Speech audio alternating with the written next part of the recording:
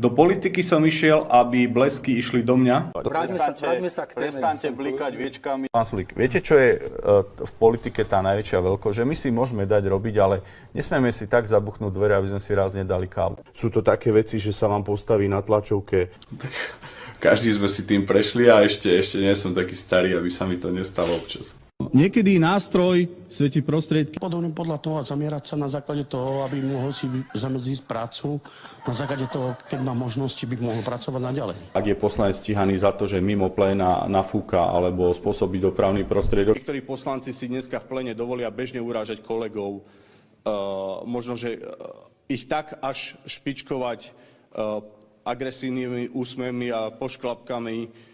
Asi by sme sa tu všetci len hádali, intrigovali, nosali billboardy. Viete dobre, že sú tu veľké eurofondy, ktoré čerpáme na rôzne interatívne tabule a neviem aké operačné veci. Veď pre Boha živého, ešte, že tej slovenčine nerozumejú v celom svete. To, že ľudia ako vzácni sú, ako samozrejme pozerajú svet ináč, ako sú okolo nich. Na základe toho by som požiadal, akože, aby si zamedzil len to, aby si okolo seba mohol spraviť to vymoženosti medzi ľudí, vzájomných stykov a naďalej.